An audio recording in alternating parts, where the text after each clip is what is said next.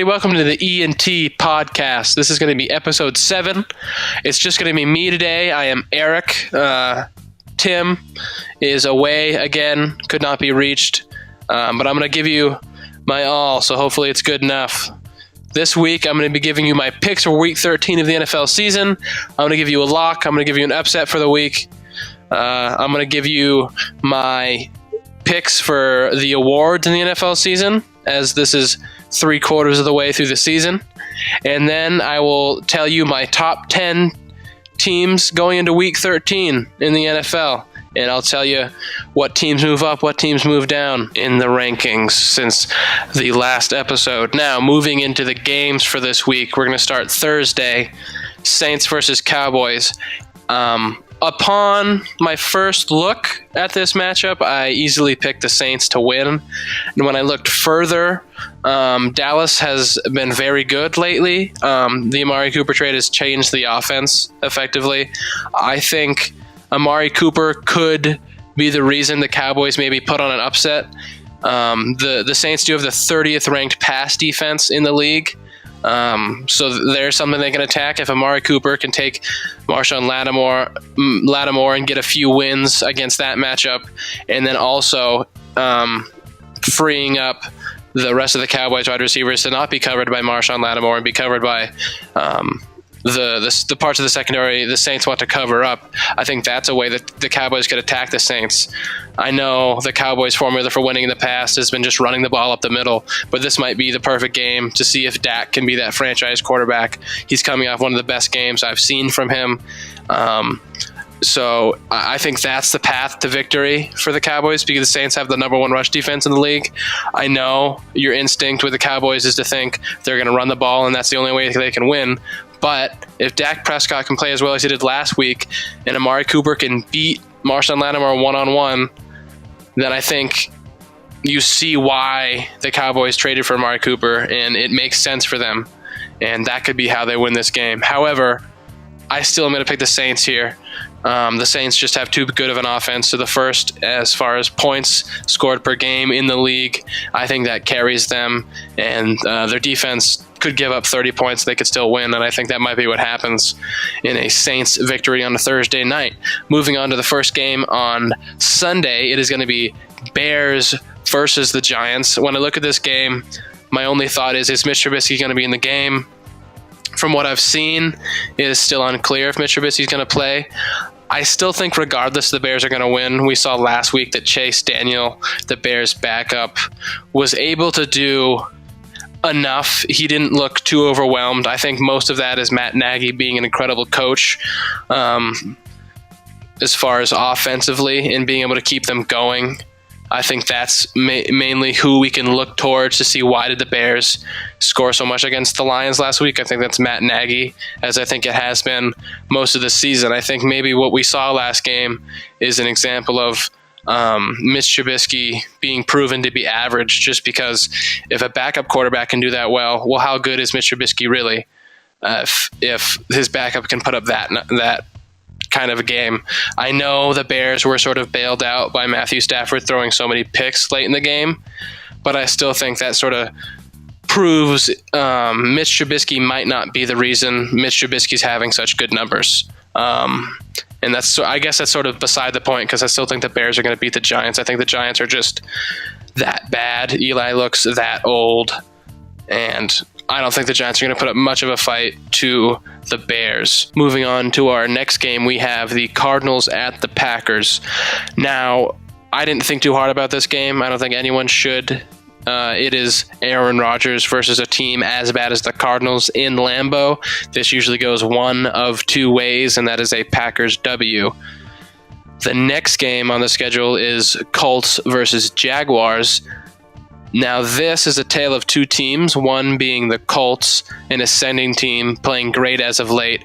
I can't remember the last time Andrew Luck was sacked. It is going well for the Colts. Now, for the Jaguars, it is a bit of a tailspin towards a terrible, terrible end of the season. They're coming off a loss to the Bills, a team that Jalen Ramsey, a member of the Jaguars, trash talked before the season and said they couldn't wait to play.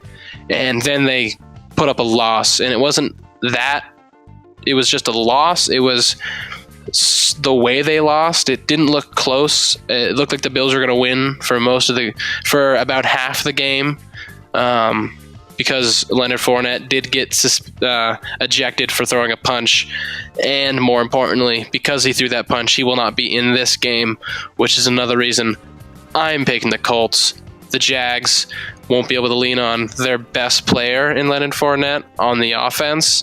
So I'm not sure what they're going to do. I know Cody Kessler's starting. They have benched Blake Bortles. This looks like a team that is just waiting for next year to happen. They don't really know what they have at quarterback. They know they don't have the answer, and their defense is playing way worse than it did last year. So I'm picking the Colts to win this one. Next game, we have Browns at Texans. Two teams that are pretty hot right now. Texans, probably one of the hotter teams in the league with an 8-game win streak. They're bringing into this one. The Browns, this is the first time in years they've won 2 in a row. I think it stops here. They will not win 3 in a row. The Texans are just playing too well lately. On Monday night, they showed it. They beat a division rival handedly. So I'm going to pick the Texans in this one. Next game is Panthers at Buccaneers. The way I look at this game, it is the Panthers need so badly to win this game to stay in playoff contention. They have lost 2 games in a row now. One last week, especially to the Seahawks, must hurt because it was a last-second field goal they gave up to lose the game. I still think the Panthers are a very good team. I think they're a playoff team. I think they will beat the Buccaneers. However, this is a division matchup, and you never know how teams are going to play in one of these. So I think it's going to be closer than it would be if these teams weren't division rivals, but I'm still going to pick the Panthers. Moving on to the next game, Bills at Dolphins. This is a divisional matchup. This is sort of hard to pick just because I haven't seen Ryan Tannehill in a while. He'll be playing in this game for the Dolphins. So depending on how he plays, I'm just going to go off of how I think he's going to play, which is maybe he's going to play slightly above average at best. I think that's going to be enough for the Dolphins to beat the Bills. The Bills are a bad team. I can't imagine them having 5 wins on the season. I have to pick the Dolphins because there's no way the Bills are going to have 5 wins on the season. They're that bad. So I'm going to pick the Dolphins in this one. Moving on to the Broncos at the Bengals. The Broncos are sort of a sneaky 5-6 team, is what I'd call them. They faced a lot of hard matchups early in the season, and now they're coming to the later stages of the season at 5-6 with sort of an easy road to Week 17 in their final matchup against the Chargers, I believe. So I think they're going to win this game. The Bengals are on pace to have the worst defense in NFL history. I think they'll probably get that, and I think the Broncos are going to win this game. And it'll be a little bit easier than it was last week when they beat the Steelers. The next game is going to be the Ravens at the Falcons. Now, this might be a little bit of a close game. I'm going to pick the Ravens here. They have a phenomenal defense, as usual. And I think Lamar Jackson gives them a little bit more of unpredictability than they did with Joe Flacco, who, when his passing game wasn't working very well, all they had left was to run the ball with a running back. Now, if Lamar Jackson maybe isn't being as accurate as they'd like him to be, they can run a read option, which immediately is a lot harder to defend than just a handoff. So I think that is a little bit more of a wrinkle into the offense that they didn't have before. Of course, by saying that, I am assuming that Lamar Jackson is starting this game and that the Joe Flacco reign in the Ravens organization is over. Now, for the Falcons, this is sort of a forgettable season. A bunch of injuries sort of derailed them. They're not able to play for much at this stage in the season. They still have a quarterback in Matt Ryan that's playing great. He's playing about as good as he did his MVP season, unfortunately. They just haven't been able to get any wins to show anything for it. Now, I think the Ravens are going to get a lead quick and use their defense to sort of shut down the Falcons. I think they're going to lean on the run, do a little bit of read option, and not really have to expose Lamar Jackson too much in the passing game. I think that's exactly what they'd like to do, and I think that's what's going to happen in a Ravens win over the Falcons. Moving on to Rams at Lions. This is another game where it's two teams going in two different directions. The Lions have now traded Golden Tate, and Marvin Jones is now out for the season. What I think is a knee injury. I'm not sure on that. But the important thing to note is that he is out of the season. That leaves the Lions with one out of the three starting wide receivers they thought they would have for the season at the beginning. That, of course, is Kenny Golladay, who is dynamic. He's 6'4". He's fast. He's young, though. He can't carry an offense. Kerryon Johnson, I believe, is not going to play in this game. It's going to be LeGarrette Blount and Theo Riddick for the running game. That basically tells you that the Lions aren't going to be scoring much, and that also tells you that their defense is going to be tested heavily and often by a Rams team that looks like they could absolutely obliterate them. This one, in my opinion, will not be close, and the Rams are going to get a big, easy win. Moving on to a divisional matchup in Chiefs at Raiders. You don't have to think about this one too hard. The Chiefs are better in about every single way than the Raiders. The Chiefs are going to win this game, and it shouldn't be close. Moving on to Jets at Titans. The Titans are kind of weird. They have two big wins, most notably is the giant win over the Patriots, and then they follow that up with two big losses to the Colts and the Texans. I'm not sure what team's going to come out this week. I'm going to assume that it's going to be more of what we saw when they played the Patriots and not a lot of what we saw when they played the Texans. Obviously, the Jets are worse than any team I've mentioned so far as opponents of the Titans, and that's mainly why I think they're going to win. They may still play poorly in this game. What is sort of quiet about their loss on Monday night is Marcus Mariota actually was very accurate and he played pretty well, which sort of went underappreciated in a big loss, as it usually does. So I think Marcus Mariota is playing pretty good football right now. I think that's why the Titans are going to beat the Jets. Moving on to another big game. This is Vikings at the Patriots. I'm going to break this game down a little bit for you, tell you what to look at. The Vikings have the 30th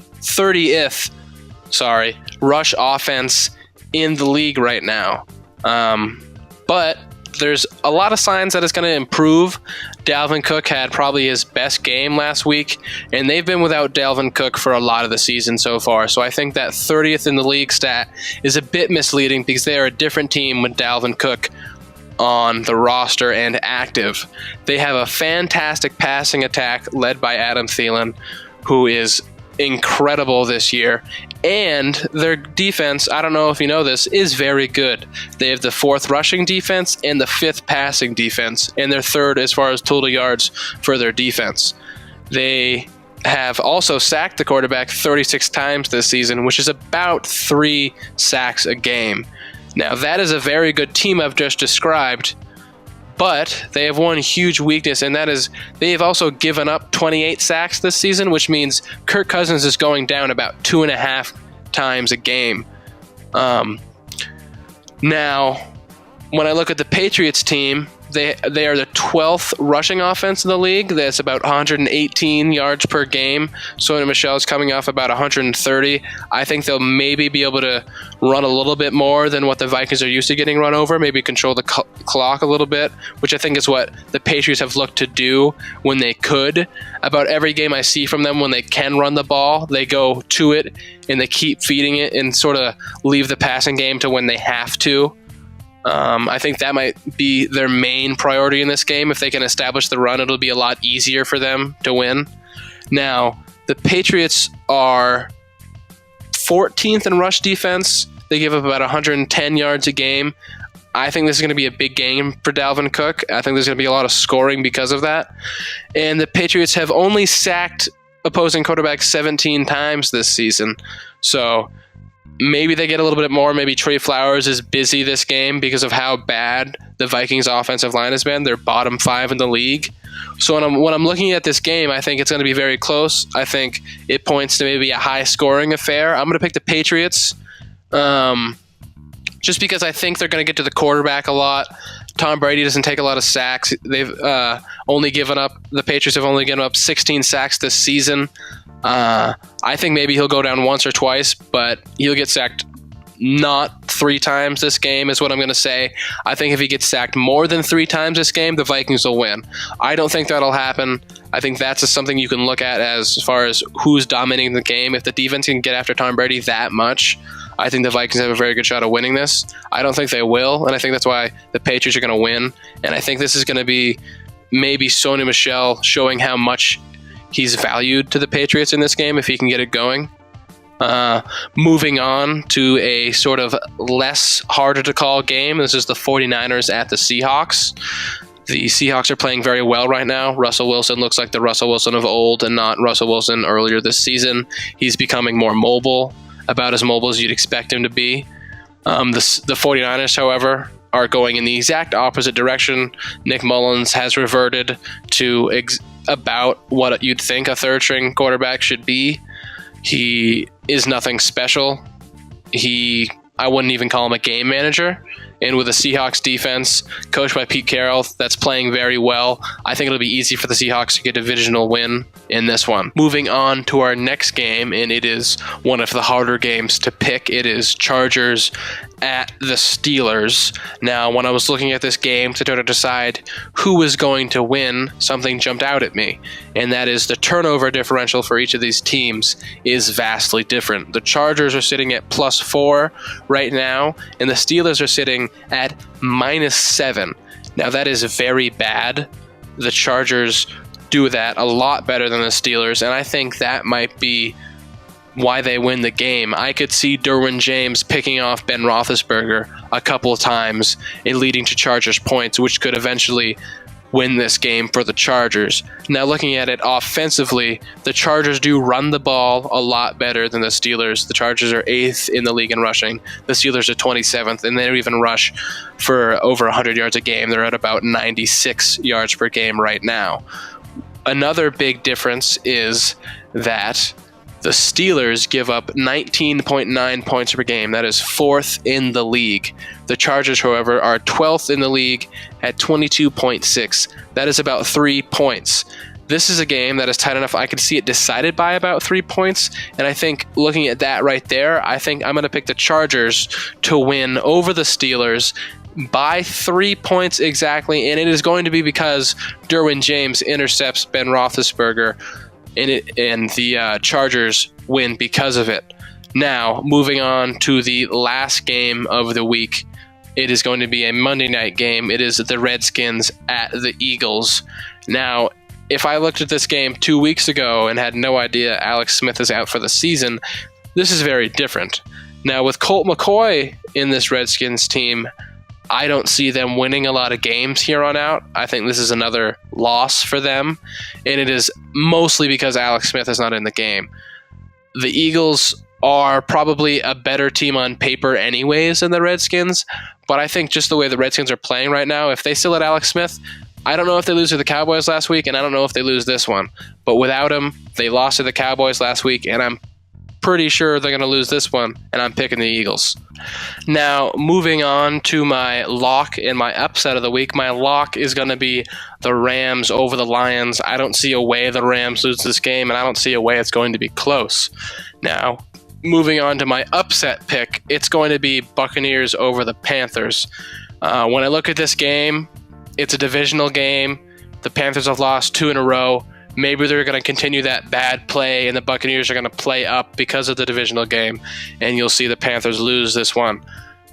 That is my upset of the week. Moving on to my 3/4 of the way through the season awards.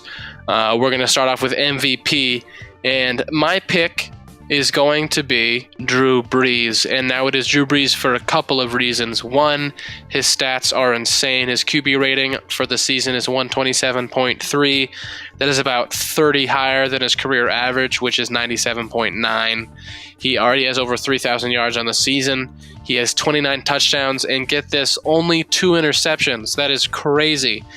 Another crazy stat he's putting up is his completion percentage on the season is 76.4%. That is incredibly high. Aaron Rodgers is under 65% right now, just to give you a little bit of a comparison. That's how well he's playing. Now, I know people are going to say, what about Todd Gurley? What about Pat Mahomes? The second thing I look at is, for every MVP, you got to look at their story, their moments, why people are going to want to vote for them. Now, when I look at Drew Brees, this is a guy who's came in second in the MVP voting 3 different times. He is towards the end of his career at 39 years old. I think the voters are going to see this and say, hey, look at Patrick Mahomes. He has his whole career ahead of him. Drew Brees has never gotten it. Drew Brees can't retire without winning an MVP. I think this is the season he gets that, and that's why I'm saying he is my MVP for the season. He's who I think is going to be MVP this season. Moving on to who I think should be the Offensive Player of the Year. The person who gets my vote, maybe it should be Todd Gurley. I'm going to go with Patrick Mahomes. He has 37 touchdowns on the season. Yeah, you heard me right. He's on pace for about, I think, 53 if he keeps that up. He has over 3,500 yards on the season, and his QB rating for the season is 117.9, which is lower than Drew Brees, yes, but still very high and still very good. However, the reason he's not my MVP is he does have 10 turnovers, and he's about 67.5% completion percentage on the season. So it's a little bit worse, tied in with his story not being as great. People are going to want to put Drew Brees in for the MVP. I think they're going to say that and then say, hey, we'll give Pat Mahomes Offensive Player of the Year because he sure as heck deserves it. Now, moving on to my Defensive Player of the Year, I don't think there's a lot of candidates for this that can really be talked about the way my candidate is talked about, and that is going to be Aaron Donald. He leads the league in sacks from the nose tackle position. That's very hard to do. I don't know if people know that. It doesn't happen very often, and it only happens because Aaron Donald is that good. He also has 3 forced fumbles on the season and 38 combined tackles. These are incredible stats not many other people in the world could put up. So that's why Aaron Donald, for me, is Defensive Player of the Year. Now, moving on to the Rookie Awards. Offensive Rookie of the Year, for me, I think is going to be a bit controversial. I know some people are, most people are going to say Saquon Barkley. I have an argument for that. I'm going to say it's Baker Mayfield. And again, my argument is going to be story. If you look at Baker Mayfield, if he can bring the Browns to about 4 wins this season, I think that'll be enough for him to win it. And that's just because, or not 4 wins on the season, 6 wins on the season. If the Browns can go for 6 wins this season, which I think is doable, they have 4 wins right now. They're 4-6-1. Without Hugh Jackson, they're looking better and better. Baker Mayfield is playing way better without Hugh Jackson. And I think if he can take a winless Browns team a year later to have about 6 wins on the season, that's going to look way better than Saquon Barkley, who's going to be on about a 3 or 4 win team, and the Giants just putting up numbers. I think people will say, hey, Baker Mayfield is putting up pretty good numbers, and he added 6 wins to the winless Browns. And I think that's going to get him Offensive Rookie of the Year. Moving to Defensive Rookie of the Year, for me, it's going to be Darius Leonard. Now, this is a guy I had at the beginning of the season. He's stayed consistent. He's a monster right now. He already has over 100 combined tackles at 114.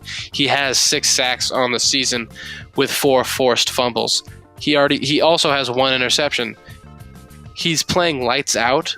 I don't know if a lot of people are going to know about him. His name is Darius Leonard. He came out of college from South Carolina State in the 2nd round. He's just playing phenomenal. He's a very solid linebacker. I think he should be Defensive Rookie of the Year. Get some recognition. That is my pick. Now, moving on to awards that I haven't talked about it's going to be Coach of the Year. Now, I haven't talked about it until now because I believe I kind of wanted to look and see how the teams are looking before I predicted. Now that we're 3/4 of the way through the season, I can do that. And hands down, my pick for Coach of the Year is going to be Matt Nagy, head coach of the Bears. If we look at the Bears from last year, they were terrible. They did not score very many points. I think they got 4 wins on the season.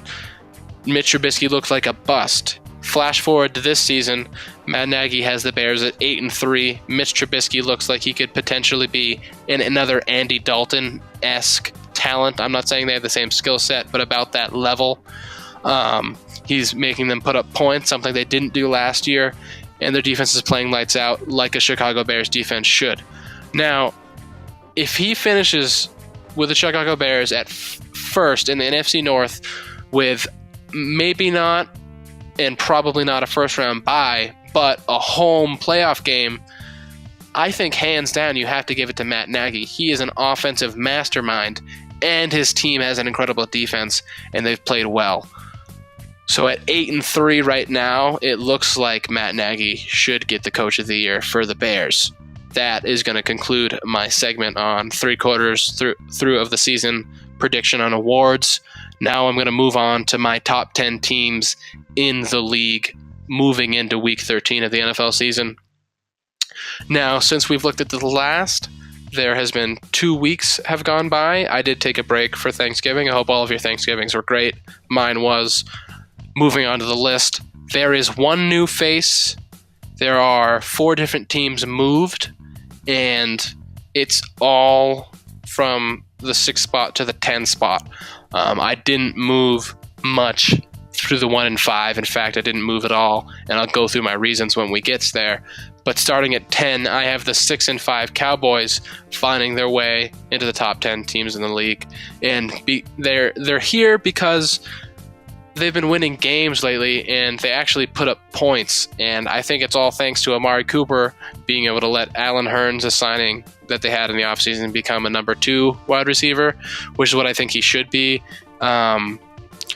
Basically, once Amari Cooper got there, every single wide receiver's job got a little bit easier, and I think you're seeing that. Dak Prescott is playing a little bit better. He finally has an option when they get to 3rd and 7. He has a bigger target to throw to that actually is a good wide receiver. That's why they're coming in at 10 for me. Also, their defense is playing very well. I touched on that before when I went over their game versus the Saints.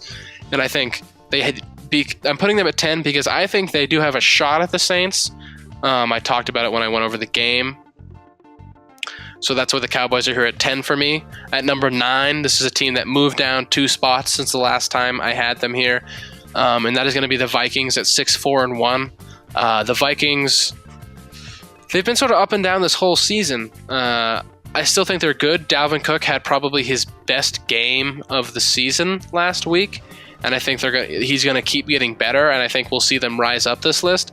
But as of right now, I mean, I can't put them better than any other team in the league. These top 8 teams, I can't say they're going to be better than any of these top 8 teams, and because of that, they're at 9, obviously. That's how lists work. So, moving on to 8. We have the Steelers. They've also moved down 2, and that's mainly because of their loss to the Broncos. They played poorly in that one. Some people might say it's because of road Ben Roethlisberger. I just think it's as a team they didn't play well. Le'Veon Bell, they really, really missed him in that game specifically. I think that's where we really could see the difference between James Conner and Le'Veon Bell. And because of that, I think they're about the 8th best team in the league.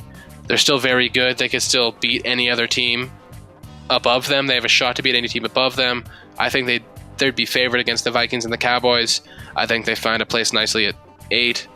Moving on to 7, this is probably the hottest team in the league right now. They've won 8 in a row. That is the Texans at 8-3. They're moving up 3 spots from 10 last week to 7 this week. And the Texans' move is mostly because they've stayed consistent and they've kept winning. I mean, it's been 2 weeks since I've done the rankings, and they've won 2 games. Not a lot of teams can say they're playing as well as the Texans can right now. And I think you saw it when they played the Titans. They were better than them every phase of the game.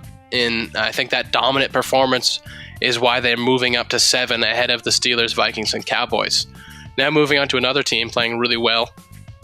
And another team also moving up 3 spots is the Bears, from 9 last time we did the rankings to 6 now. And when I look at the Bears, they're dangerous because it doesn't really matter who's playing at quarterback for them, because Matt Nagy's so good at scheming an offense. And the rest of the league's defenses have yet to catch up to what he's scheming to be able to stop him. So right now, with Chase Daniels, they're almost as dangerous as when they had Mitch Trubisky. And because of that, I think they're moving up to 6 just because they're proving how versatile they are. They don't need their starting quarterback to dominate a divisional matchup. And that shows a lot. And because of that, they moved up to 6 for me. Now, this is where the list gets a bit stagnant, a little, underwhelming. I'm going to have the Patriots at 5 this week at 8-3. They beat a Jets team that wasn't very good. I don't think they should move up or down because of that. I don't think we learned a lot about the Patriots because of that win. We saw Gronkowski come back. He looked good. Tom Brady maybe looked a little bit better than he did in the loss to the Titans they had before their bye week. So there's something there. But I can't move the Patriots up and I can't move them down because that wasn't a good team they played. They beat them. They did what they should have. They didn't show anything I didn't know about before, and they didn't show me anything new. So that's why they're at 5. The Chargers are going to be coming in again at number 4 for me. Last week, they looked decent. They beat up on a really bad team in the Cardinals. It's sort of the same thing with the Patriots. You can't really say much about it because they beat a team they should have. So I'm going to keep them at 4, nowhere up, nowhere down. Moving on to the number 3 and number 2 spots. That's going to be the Chiefs at 3 and the Rams at 2. Now, they both played each other. It was a very good game. The Rams won a tight one. That's where the Rams are going to be ahead of the Chiefs. They both had a bye week, and you can't learn anything really about a bye week. Eric Berry does look to be back in practicing for the Chiefs, and now if he is back, their defense could play much better, and maybe they move past the Rams at 2 and take the 2 spot, maybe even the 1 spot. But right now, I can't put the Chiefs ahead of the Rams because they lost to the Rams, and then both teams had a bye week, so there's nothing really to split them or change the list. That's why the Rams are at 2 and the Chiefs are at 3. And now you all should know who's at 1. It is going to be the Saints. All the Saints have been doing is proving everyone right who said they were the best team in the league. They are playing phenomenal. Their rush defense is still great. Their pass defense has potential to get better if they want to wake up and play a little bit better. The Saints are by far the best team in the league for me. They have an incredible offense and an improving defense, and that is something to worry about for every team in the league because the Saints right now are the Super Bowl favorites. They're the best team in the league, and that is why they come in at number 1 in my top 10 NFL teams entering Week 13 of the NFL season. Now, that will be the final thing I'm going to talk about this week. I thank you for joining me. This has been the E&T Podcast, and I look forward to coming back to you next week.